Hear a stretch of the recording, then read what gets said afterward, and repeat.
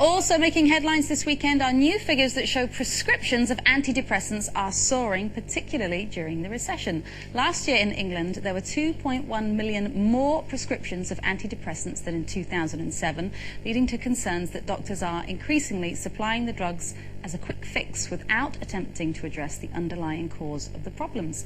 Lib Dem's health spokesman Nolan says England has become a true Prozac nation.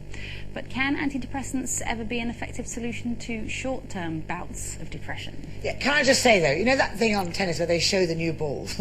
So you lift up the balls and you go and see if that puts them off. Sorry. Someone's forgotten to take their medication today. I have to say that I used to say about antidepressants that if you were depressed, you know, you should just get over it. And I still think they're given out, you know, too often with not a lot of thought, perhaps sometimes. But I think if you've had a bereavement or something really... A life trauma. Yes, and you've lost a partner, a real trauma in your life, a time will heal eventually, but sometimes people need to kickstart it. I just think people do try, but I think you've got to try first before you know, go to the doctor and before the doctor starts writing out prescriptions. Yeah, but how long is that time? You know, sometimes it takes years to get over something like that. And, you know, the problem is I think people are just a little bit impatient sometimes. And, you know, and doctors really should be looking at that rather than just, you know, writing out willy-nilly. I think, you know, the guy's right. We are like a bit of a Prozac nation. And I know so many people who are on this or on a drug, you know, an antidepressant, and for various reasons. And a couple of people who have been on them for so long, they're now, and I'm being totally serious here, I think now they are more depressed than they were, but depressed because they are addicted to these antidepressants and they can't get off of them. And I think people really understand the seriousness of these things and why people are so willing to put these chemicals into their body, you know, just on a whim. Oh, I'm having a bad day. And I you know, listen, I know people get really, really depressed and they need help to get out of it, a chemical imbalance.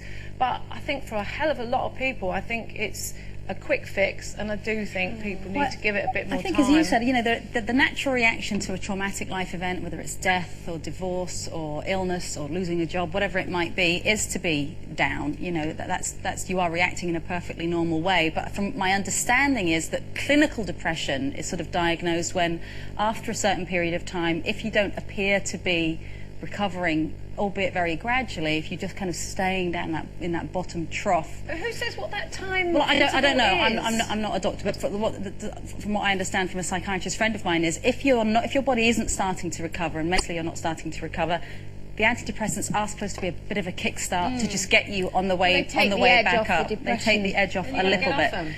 And so I think, you know, they're a godsend for people who have been stuck in a clinical depression, or, you know, sometimes there isn't a massive life trauma event and people are very, very depressed, and clearly it's clinical. It's something physical, chemical going on. That counselling could play a big part in that as well, because absolutely. You know, when I remember when my marriage split up and all of that, and I went to the doctor, and as soon as I sat down and went, "This has happened and I'm feeling really depressed," he was like that, and I was like, you know, he wanted to write the prescription out there and then, and I said, no, I don't want anything like that yet. I mean, I eventually took them, but I waited about 6 months to see if I could just get out of it myself.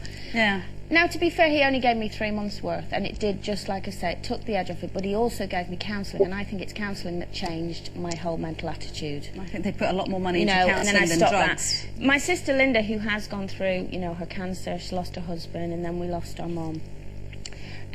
Obviously is on a lot of prescription drugs anyway because of the cancer. Yeah. And then was put onto quite heavy antidepressants and sleeping tablets, and because she was really, really, really, really struggling. You know, when she first went to the doctor, he was brilliant, and he said, "Look, grieving is your natural process. I'm not giving you anything because that's natural. You've lost your husband. You know, you have every right to be depressed." And then, you know, a few months down, or a year down the line, he started to help her out. But the problem with it now is she's almost... Now they've weaned her off the sleeping tablets, and she's really struggling. You know, she doesn't sleep at the moment at all. And so it's kind of like a vicious circle. And I just think sometimes they should not be so open as to hand you a load of drugs that are going to lead to bigger problems in the end.